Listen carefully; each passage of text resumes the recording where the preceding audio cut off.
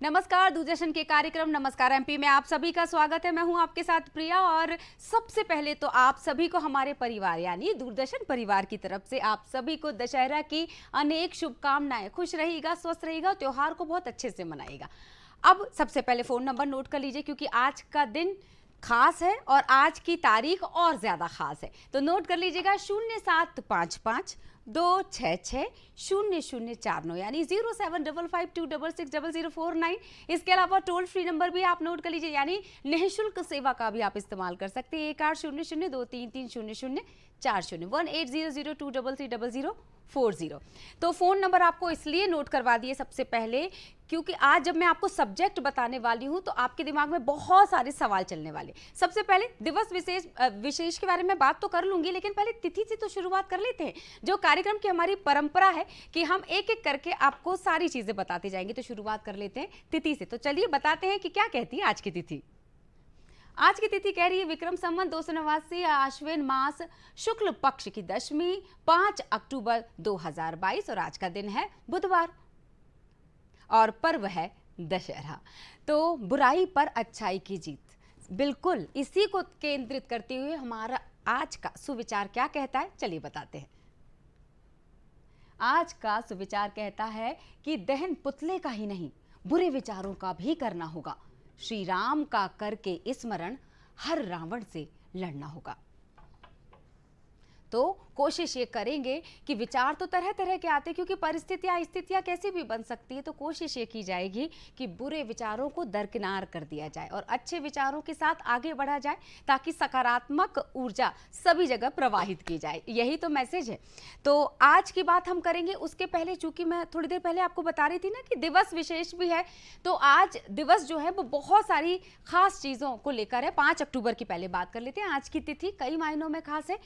5 सितंबर को तो हम शिक्षक दिवस भारत में मनाते हैं। क्या आप जानते हैं कि अंतर्राष्ट्रीय शिक्षक दिवस भी मनाया जाता है और वो आज मनाया जा रहा है। जी हाँ, 5 अक्टूबर को यही दिवस मनाया जाता है। इसके अलावा थोड़ा सा पीछे चलते हैं, यानी एक दिन पहले 4 अक्टूबर की बात करते हैं। अब अचानक से आप सोचेंगे कि एक दिन पीछे क्यों जाना है, क्योंकि 4 अक्टूबर से एक विशेष सप्ताह की शुरुआत हुई। सबसे बड़ा अंतरिक्ष का कार्यक्रम, आपको बता दें 4 अक्टूबर से सप्ताह मनाना शुरू हो चुका है। 10 अक्टूबर तक इसका ये कार्यक्रम हमारा चलता रहेगा और इस सप्ताह का नाम है विश्व अंतरिक्ष सप्ताह। हम आपको बता दें, और इसे अंग्रेजी में वर्ल्ड स्पेस वीक कहा जाता है। हमारे जो नन्हे मुन्ने दर्शक इस वक्त कार्यक्रम को देख रहे होंगे उनके लिए हमने इसको आसान भाषा में बता दिया। तो फोन नंबर एक बार फिर से बोल देती हूँ, क्योंकि जैसे ही मैंने ये अंतरिक्ष शब्द यूज किया आपके दिमाग में कितने सारे सवाल बन रहे होंगे कि आखिर 4 अक्टूबर ही क्यों, आखिर 4 से 10 अक्टूबर यही सप्ताह क्यों। तो इस सवाल का जवाब तो मैं लूंगी, लेकिन सबसे पहले फोन नंबर नोट करवा देती हूँ। 2660049 ये हमारा लैंडलाइन नंबर है, और जब भोपाल से बाहर लगाना होगा आपको तो कोड लगाना पड़ेगा। तो भोपाल का कोड है 0755। निःशुल्क सेवा का भी इस्तेमाल कर लीजिएगा 1800-233-0040। तो चलिए अब हम आप मुलाकात करवाते हैं कि आज हमारे मुख्य अतिथि कौन है जो इस सप्ताह के बारे में बात करेंगे, और उनका गहरा संबंध इस विषय से भी है। देर नहीं करते हैं और मुलाकात करते हैं साकेत सिंह गौरव साहब, क्यूरेटर डी एवं project coordinator incharge regional science centre Bhopal. बहुत बहुत स्वागत है साकेत जी। नमस्कार। नमस्कार। आपको पता है जैसे अंतरिक्ष शब्द आया, बचपन में ना बहुत सारे मेरे जैसे बहुत सारे हमारे जो दर्शक इस वक्त कार्यक्रम को देख रहे होंगे उनके दिमाग में ये बात चल रही होगी जो हमारे बचपन में भी चलती थी कि हम भी अंतरिक्ष पर जाकर देखना चाहते हैं कि दुनिया कैसी दिखाई देती है। या फिर अमीर खुसरो की खूबसूरत सी जो पहेली है मेरे पास किसी ने भेजी थी और मैंने नोट कर लिया था क्योंकि कल से ही ये सप्ताह मनाया जा रहा है। एक थाल मोतियों से भरा, सबके सिर पर औंधा धरा, चारों ओर वो थाली फिरे, मोती उससे एक ना गिरे। याद आ गया ना, थोड़ा फ्लैशबैक में गए। तब हम सोचते थे ना कि काश हम भी वहां जाकर बैठे और देखें हमारी दुनिया कैसी है, हमारी पृथ्वी कैसी है। साकेत जी बहुत बहुत स्वागत है आपका। बहुत बहुत धन्यवाद हमारे आंचलिक विज्ञान केंद्र भोपाल को आपके साथ जुड़ने के लिए, इस खास पर्व में मौका देने के लिए बहुत बहुत धन्यवाद। ये पहली सुन के क्या आप भी अपने बचपन में गए थे? बिल्कुल बचपन में चला गया, और मुझे रात्रि का वो आकाश जहाँ टिमटिमाते हुए न जाने कितने तारे, अगर हम उनको बहुत ही समुचित ढंग से कहें तो लगभग 10,000 तारे जो हमें नग्न आंखों से दिखाई देते हैं, हाँ। वैसा थाल अगर औंधा धरा है तो यानी रात्रि का आकाश काफ़ी वाकई में बहुत ही विस्मरणीय होता है। हमने बहुत लंबी यात्रा तय कर ली। इस कार्यक्रम की जब शुरुआत हुई थी, मैंने दर्शकों को एक छोटा सा सवाल छोड़ दिया था जिसका जवाब मुझे आपसे लेना है कि 4 अक्टूबर ही क्यों और 10 अक्टूबर ही क्यों, और उसके बीच के जो तारीखें हैं उनका क्या लेना देना है 4 से लेकर 10 तक में। जी, ये बहुत ज़रूरी बात है, हम सबको पता भी हो, और अगर नहीं भी है तो एक सप्ताह उस उत्साह के लिए है कि मानव जाति के विकास की यात्रा में अंतरिक्ष ने जो योगदान दिया है, और अंतरिक्ष विज्ञान, हम अगर आउटर स्पेस की बात करते हैं, यानी कि आप अर्थ की ऑर्बिट में जाते हैं या बाहर जाते हैं, तो आप देखते हैं कि ऐसे ब्रह्मांड आपके लिए क्या बेहतर कर सकता है। तो शुरुआत होती है मानव की ये कौतूहल मस्तिष्क की, मुझे लगता है ये तो अनादिकाल से है, हम आदि मानव की युग से भी तारों को निहार रहे हैं। हमारे जो भी पुरातत्व अवशेषों से हमें पता चलता है कि एस्ट्रोनॉमिकल ऑब्जर्वेशन का कुछ ना कुछ हमारा संबंध, जब तकनीक भी नहीं थी, टेक्नोलॉजी भी उस रूप में नहीं थी जैसा आज हमारे पास सहजता है। आपके दर्शक हमें बिल्कुल सीधा लाइव सुन पा रहे हैं इस वक्त, और हो सकता है वो प्रश्न भी पूछें कि ये दौड़ इतनी लंबी चली मानव जाति की, और फिर 1600 में एक ऐसा पल आता है कि गैलीलियो, जी हाँ, गैलीलियो गैलीलियाई अपना एक दूरबीन ऐसा वो ठीक करके बनाते हैं। दूरबीन तो पहले से भी थी, उसको टेलीस्कोप के माध्यम रूप में वो बनाते हैं।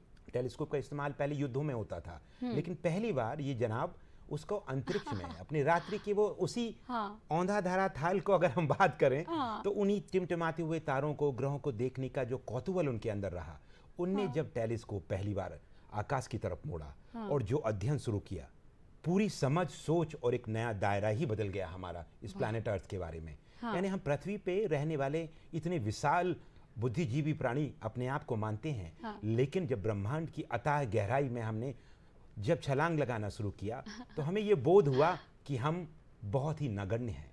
और वो यात्रा इतनी अनवरत जारी है कि 1600 के बाद से बहुत परिवर्तन आए हमारी सोच में, समझ में। हमारा सौर परिवार कैसे बन रहा है, हम कितने ग्रह हैं, हमारे अलावा भी कितने सूरज हैं, और ऐसे कितने सूरज के अलावा आकाश गंगाएं हैं, तारे कैसे जन्म लेते हैं। लेकिन इसी दौड़ में हम देखते हैं कि कुछ होता है 4 अक्टूबर 1957 को। वो हम सबको एक झकझोर कर देता है, यानी हमें इस बात पे मजबूर कर देता है कि मानवता की जो छलांग है इतनी आधुनिक भी हो सकती है। वो है रशियन स्पेस प्रोग्राम के तहत स्पुतनिक 1 का लॉन्च। 4 अक्टूबर 1997 का वो दिन है जब इंसान के द्वारा बनाया हुआ आर्टिफिशियल सैटेलाइट, इनको बोल देते हैं सारे बच्चों को, नोट करते जाओ, डायरी पेन लेकर बैठो। साकेत जी इतनी सारी ज्ञान की बातें बताने वाले हैं, नॉलेज की बातें बताने वाले हैं जो आपको आने वाले समय में बहुत काम आएगा। तो 4 अक्टूबर 1957 आपने कहा? जी हाँ, बिल्कुल। और अब देखिए, टिमटिमाते हुए तारों के उस आकाश में अब मानव द्वारा निर्मित भी एक छोटा सा प्रोब लॉन्च कर दिया गया। पूरी दुनिया में हल्ला मच गया। ये सोचने लगे लोग आखिर ये है क्या। जिस राष्ट्र ने उसको भेजा वो तो जानता था, लेकिन जो राष्ट्र उसका प्रतिस्पर्धा में थे उनके लिए तो ये चुनौती हो गई कि हमसे पहले अंतरिक्ष में किसने ये क्या भेज दिया। लेकिन उसका एक फेमस साउंड था, एक फ्रिक्वेंसी पे ब्रॉडकास्ट भी था, वो बीप बीप करके लगभग 90 मिनट में एक चक्कर लगा रहा था पृथ्वी के, और वो उद्गम होता है अंतरिक्ष की यात्रा का, मानव का अंतरिक्ष में पदार्पण का पहला कदम कह सकते हैं, आर्टिफिशियल सैटेलाइट के माध्यम से। और उसके बाद से तो रेस्ट इज हिस्ट्री।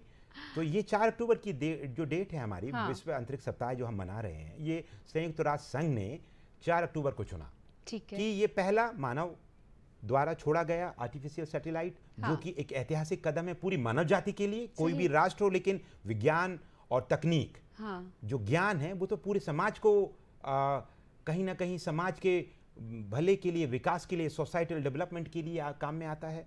और उसके बाद बहुत ऐसे पड़ाव आए, और फिर आपने 10 अक्टूबर की है आपकी ऑडियंस के लिए बात की, तो लगभग 10 साल बाद 1967 में अगर हम बात करें तो 10 अक्टूबर के दिन यूनाइटेड नेशन ने एक ऐसा आप कह सकते हैं आम भाषा में एक रेजोल्यूशन पास किया कि हम आउटर स्पेस का यूज कुछ पीसफुल पर्पस के लिए, एक्सप्लोरेशन के लिए करेंगे इस पूरे राष्ट्र में। उसका उद्देश्य सिर्फ विज्ञान और टेक्नोलॉजी के माध्यम से पृथ्वी पे जीवन को ठीक करने के लिए होगा, ना कि किसी राष्ट्र विशेष का स्वामित्व हो। इसे सरल भाषा में समझाने का प्रयास किया, इसलिए 4 से 10 अक्टूबर को जोड़ दिया गया। लेकिन उसके बाद से तो आप देखते हैं अंतरिक्ष विज्ञान अपने आप में कुछ नहीं है, ये साइंस एंड टेक्नोलॉजी और इंजीनियरिंग का एक समूचा एक समूह है जहां हम विज्ञान के माध्यम से, टेक्नोलॉजी के माध्यम से अंतरिक्ष का अन्वेषण करते हैं।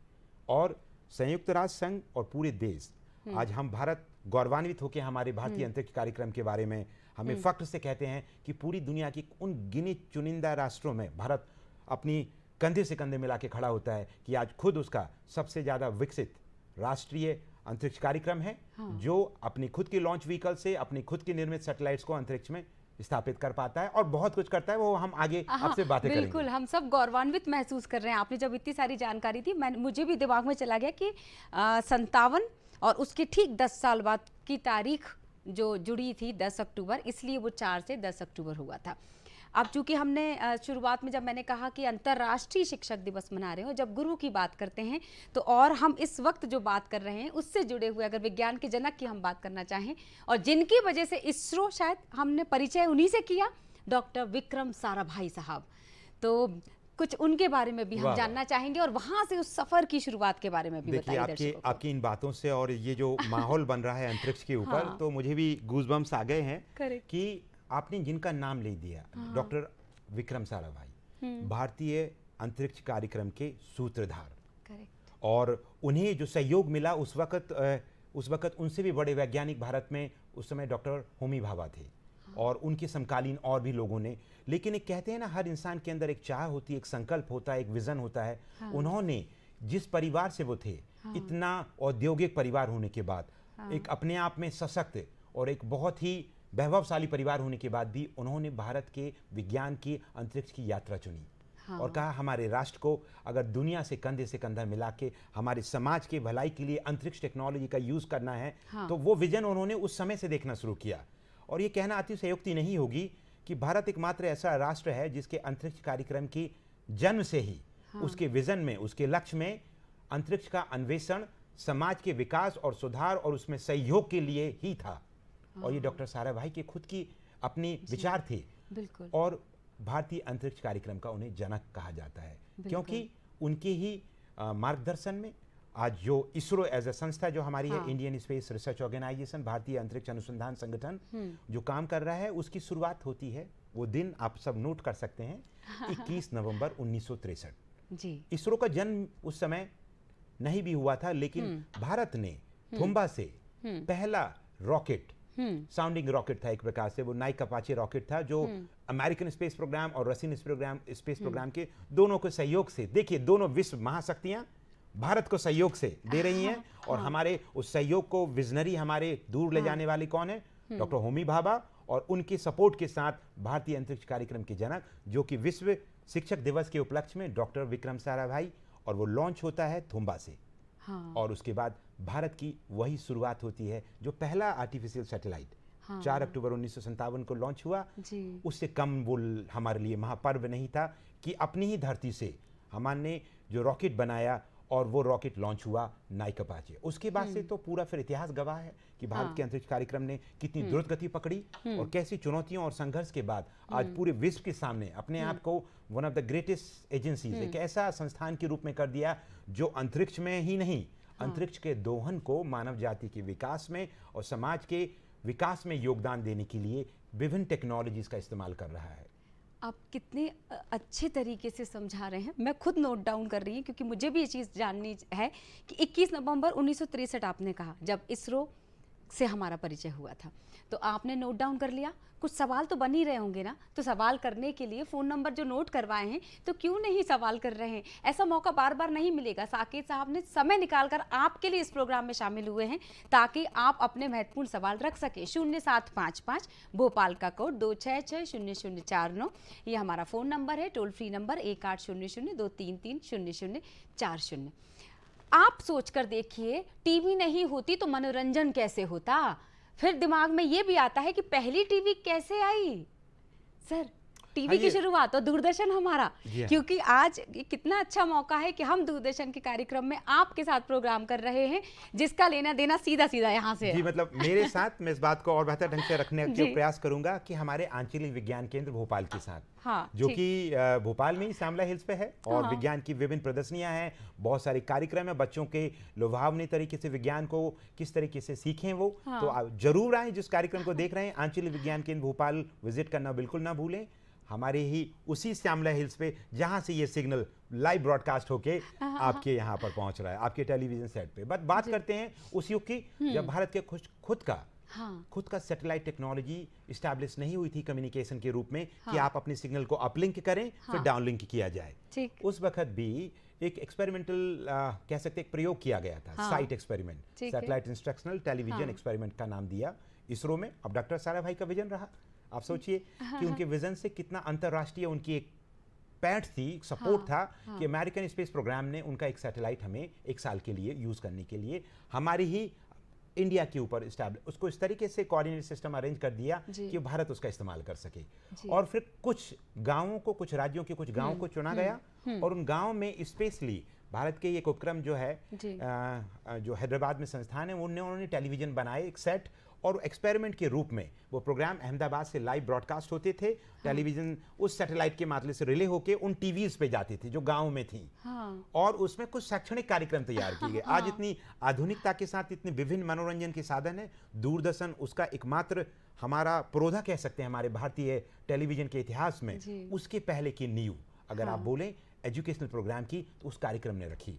उसके बाद तो फुल फ्लैश दूरदर्शन का नेटवर्क धीरे धीरे इवॉल्व हुआ, टीवी आई, फिर एशियाड गेम के बाद कलर टेलीविजन आना का इतिहास हुआ, फिर टीवियों का नेटवर्क बढ़ा, और दूर दराज गांव-गांव तक टेलीविजन नेटवर्क पहुंचा। और हमें भी आज भी याद है जो साइंस एंड इंजीनियरिंग का कमाल का नमूना है, नायाब कह सकता हूं मैं, कि आपका वो एंटीना, वो अनुभव आप कभी नहीं छोड़ सकते।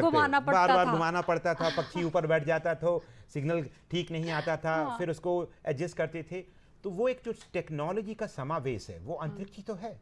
सिग्नल आपके पास पहुंच कैसे रहा है, वो ब्रॉडकास्ट कहां से हो रहा है, तो जाने अनजाने में आप उस वक्त से ही अंतरिक्ष को अपने दैनिक जीवन का हिस्सा बना चुके थे। और हम इतने एडवांस हो गए आज के समय में, अगर वर्तमान परिदृश्य की बात करें तो अब उस एंटीने की जरूरत नहीं पड़ी, यानी सफर शुरू हुआ था उस एंटीना से। जी हाँ। और अब वो एंटीना जो लाइन हमें याद दिलाता है नेटवर्क की, मोबाइल की वो लाइंस। जी हाँ। तो जो सिग्नल्स थे अब वो डिश एंटीना के रूप में परिवर्तित हो गए, और अभी भी अंतरिक्ष के बिना हमारा जीवन की कल्पना करना लगभग। मैं इसको ना कॉमा लगा देती हूँ यहाँ पर, क्योंकि कॉलर हमारे साथ जुड़ चुके हैं, और वो सवाल क्या रख रहे हैं, पंकज कुमार सिंह है उत्तर प्रदेश से, और उत्तर प्रदेश से हमारे साथ पंकज कुमार सिंह जी क्या सवाल रखना चाहते हैं? सवाल रखिएगा पंकज जी, स्वागत है आपका।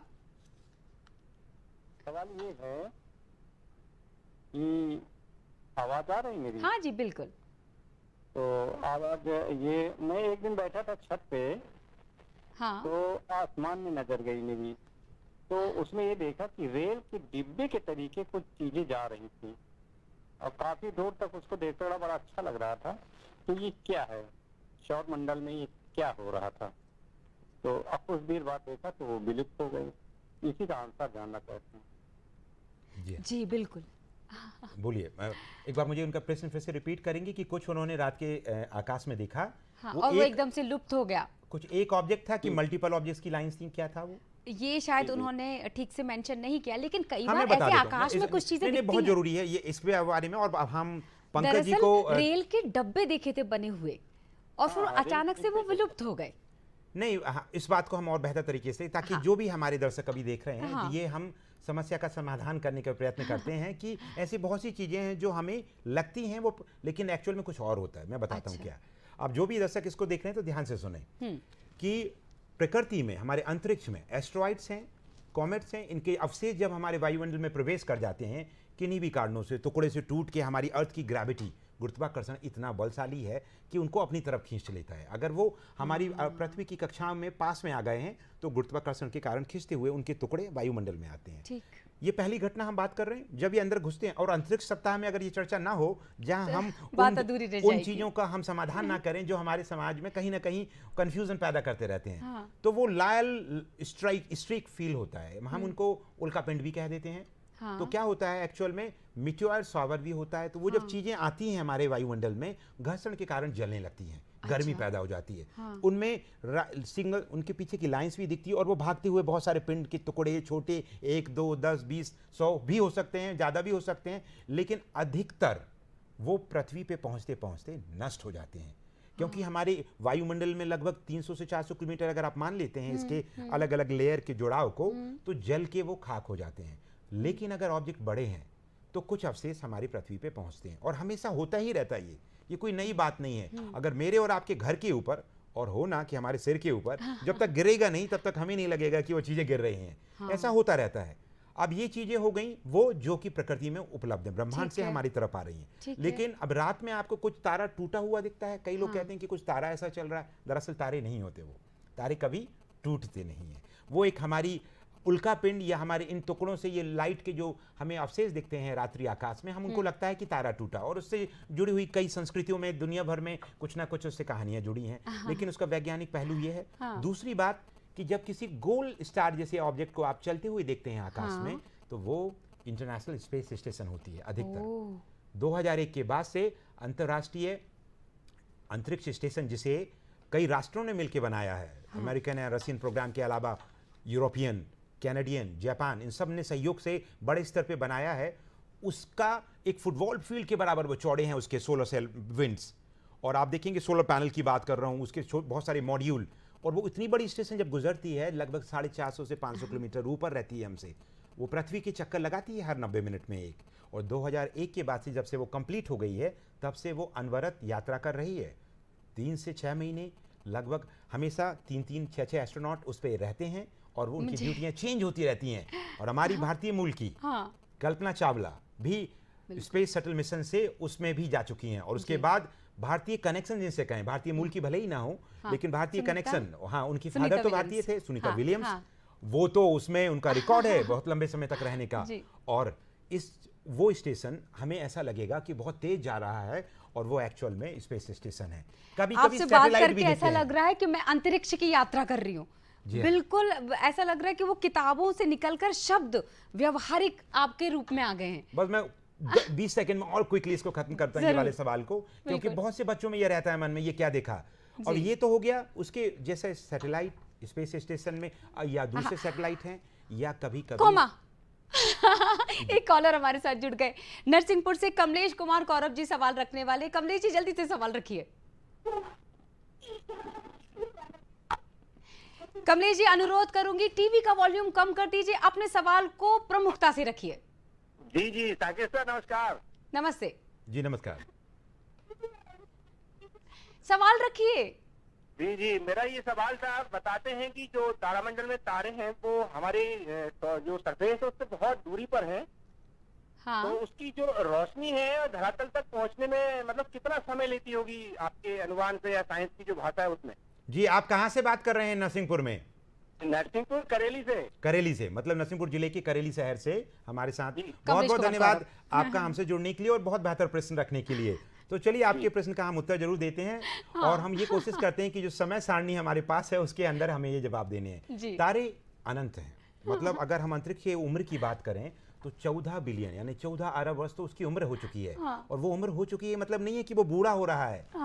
ये जितना हम ब्रह्मांड को समझ रहे हैं आधुनिक टेलीस्कोप्स के माध्यम से, जो छवि कुछ इमेजेस हमारी बात करते हुए इस टेलीविजन पे दिखाई जा रही हैं, वो सबसे आधुनिक स्पेस टेलीस्कोप जो है American and European space agency के तत्वाधान में, वो जेम्स वेब स्पेस टेलीस्कोप की लेटेस्ट इमेजेस दिखाई जा रही थी। तो मैं ये बताना चाहूंगी कि तारे हमारी आकाश गंगा में लगभग 100 बिलियन है, यानी 100 अरब से भी ज्यादा, और ऐसी 100 अरब से ज्यादा आकाश गंगाएं हैं। यानी आप जितना ब्रह्मांड को बेहतर समझते जाएंगे इसकी उम्र भी बढ़ती जाएगी, क्योंकि हम जितना खोजेंगे हमें उसकी विस्तार विशालता का अनुभव होगा। और तब और ये भी अनुभव होगा हमें सेल्फ रियलाइजेशन में कि हम कुछ भी नहीं हैं उस विशाल ब्रह्मांड के आगे।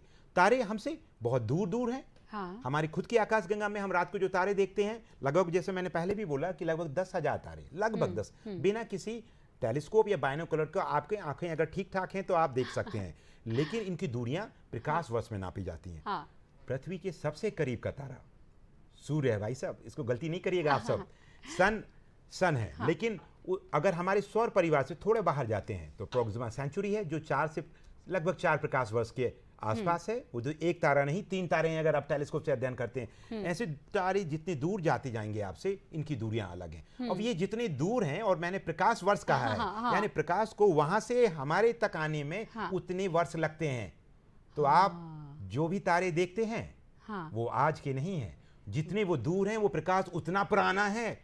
अगर आप 5000 वर्ष पुराना प्रकाश वर्ष का तारा देख रहे हैं तो वो प्रकाश 5000 वर्ष पहले निकला है। अब तारे का जिक्र चल रहा है तो थोड़ा सा इनकी हम चीज़ों को दुरुस्त कर देते हैं। वो इसलिए कि हम बातें तो साइंस की कर रहे हैं, लेकिन इनकी ना भावनाएं भी जुड़ी हुई हैं। तो अगर तारा भले ही टूट जाता है, जिसका इन्होंने सच बात बता दी कि वो दरअसल टूटता नहीं है, लेकिन आप फिर भी मांग लीजिए, क्योंकि ये मैंने सुना है कुछ लोग जब तारा टूटता हुआ देखते हैं तो कुछ विश मांगते हैं। और अगर इसको मैं थोड़ा अलग तरह से अब आपकी बातचीत के बाद रखना चाहूँ कि ब्रह्मांड में जो चीज़ छोड़ी जाती है, पॉजिटिव थिंकिंग छोड़ दीजिए, तो वो रिटर्न हमारे पास आती है। इसको थोड़ा आध्यात्मिक और भावनाओं से भी हम बिल्कुल बिल्कुल क्या होता है हमारी विचारधारा, हमारा लक्ष्य जो भी है, पर हर चीज का पीछे अगर हम खोजें तो कुछ ना कुछ पहलू हमें मिलता है। मुझे ना कुछ नाम याद आ रहे हैं और समय इतना कम है और मुझे ऐसा लग रहा है मैं आपसे बहुत सारे सवाल कर लूं, लेकिन आप वन मैन आर्मी शो हैं मतलब जरूरत ही नहीं पड़ रही मुझे सवाल रखने की। फिर भी एक रख लेती है। सीवी रमन साहब का नाम बिल्कुल नया नहीं है। मंगलयान, ये शब्द भी जुड़ा हुआ है। थोड़ा मंगलयान के बारे में भी बता दीजिए दर्शकों को। जी हाँ, मैं दूरदर्शन से ये गुजारिश करूंगा कि भविष्य में हमारे विज्ञान केंद्र के साथ मिलकर अंतरिक्ष और विज्ञान से जुड़े हुए और भी कार्यक्रम हम बनाएं, ताकि अपने मध्य प्रदेश के जो दर्शक हैं आपके, उनको हम एक इस तरीके से और भी लाभान्वित कर सकें। तो चलिए, आपने कहा सीवी रमन, हमारे भारत के पहले भौतिक शास्त्री जो ब्रिटिश राज में उनको नोबेल पुरस्कार मिला, और आपने बहुत सही समय छेड़ा है ये बात। ये अभी नोबेल पुरस्कार अनाउंस किए जा रहे हैं, 10 दिसंबर को दिए जाएंगे इस वर्ष के नोबेल पुरस्कार। उनका अनाउंसमेंट हो रहा है कि इस साल किस किस को मिला है। भौतिकी के लिए 3 लोगों का अनाउंसमेंट हो चुका है। उनका कहीं ना कहीं संबंध क्वांटम भौतिकी से है। चलिए, वो आप ढूंढिएगा। सीवी रमन बहुत ही इंपॉर्टेंट डिस्कवरी के लिए, रमन इफेक्ट जिसे कहते हैं, उनके काम के लिए मिला। आपने मंगलयान कहा। अब चलिए हम पृथ्वी की कक्षाओं से बहुत जल्दी से बाहर निकलते हैं। ठीक है। चंद्रयान 1 की मैं बात कर लूं, क्योंकि चांद हमारे पास है और जिसके बिना हमारी गाने, हमारी संस्कृति, हमारे रीति रिवाज अधूरे रह जाएंगे। तारीफें भी अधूरी हैं। और तारीफें अधूरी रह जाएंगी। बिल्कुल, बहुत ही सही आपने जिक्र किया। तो चांद पे भारत ने चंद्रयान 1 भेज चुका है। 2008 में सक्सेसफुली उसने काम किया और उसने पानी के अवशेषों को दूसरे रूप में एक M3 में से पेलोड के माध्यम से ढूंढा। फिर चंद्रयान 2 आया, जो ऐतिहासिक भारत का कदम था। एक लैंडर को उतारा जाना था, टेक्नोलॉजी के किसी कारण से ऑर्बिटर तो चक्कर लगा रहा है, वो नहीं उतर पाया। लेकिन अब चंद्रयान 3 इसरो भेजेगा। लेकिन मंगलयान, आप देखिए दूरी बढ़ाते जा रहे हैं। अब यहां से निकले, हम पहुंच गए डिपो चौराहा, हम पहुंच गए MP नगर, या हम पहुंच गए अवधपुरी, यानी मंगलयान भारत का पहला स्वदेशी निर्मित, पहले ही अटेम्प्ट में, सबसे कम बजट में बनाया जाने वाला अंतरिक्ष अभियान है, जो मंगल के सक्सेसफुली काम कर रहा है। 2014 के बाद से लगातार भारत का पहला मंगल अभियान, और वो भी PSLV रॉकेट से भेजा गया था, जो वो इसरो का वर्कहॉर्स, सबसे सक्सेसफुल रॉकेट है। और अब इंतजार करिएगा चंद्रयान 3, मैं बताने आखिरी कुछ मिनट्स समय बचा है। चंद्रयान 3 बहुत जल्दी इसरो लॉन्च करेगा, और उसके बाद चंद्रयान के बाद आएगा सूरज का पहला मिशन आदित्य, जिसका नाम हमारे आदित्य संस्कृत से लिया गया है। और गगनयान, भारत का सबसे साहसिक और गौरवशाली कदम उठाने वाला अभियान, जिसमें भारत के खुद स्वदेशी रॉकेट से हमारे भारत के अंतरिक्ष यात्री हमारी पृथ्वी की लो अर्थ ऑर्बिट में कदम रखेंगे। वो आज से 1.5, 2, 3 साल बाद होगा, लेकिन अभी एक्सपेरिमेंटल तैयारियां चल रही हैं, और बहुत जल्दी भारत उन राष्ट्रों में शुमार हो जाएगा जहां खुद के इंसान हमारी खुद की पृथ्वी के ऑर्बिट में होंगे। ऐसा लग रहा था कि और बातचीत करते चले जाएं, लेकिन समय ना हमको बांध देता है। मैं आपको बहुत सारा धन्यवाद करना चाहूँगी, और आपसे प्रॉमिस ले लेती हूँ कि हम जहाँ से हमने यहाँ छोड़ा है वहीं से इस बातचीत को बहुत जल्द आगे बढ़ाएंगे। बहुत सारी जानकारी अंतरिक्ष से जुड़ी हुई लेना चाहेंगे। फिलहाल दर्शकों को एक बार फिर से बता देते, हमारे साथ स्टूडियो में जुड़े हुए थे साकेत सिंह कौरव जी, क्यूरेटर डी एवं project coordinator incharge regional science centre Bhopal से। हम सब की तरफ से हम उनको धन्यवाद देते हैं और दशहरे की शुभकामनाएं। Thank you ma'am. और मैं लास्ट मोमेंट पे ये कहना चाहूंगा कि जो भी हमारे दर्शक देख रहे हैं वो आंचलिक विज्ञान केंद्र भोपाल जरूर आएं, विज्ञान का आनंद लें। जीवन विज्ञान के बिना अधूरा है। बहुत बहुत धन्यवाद। बिल्कुल।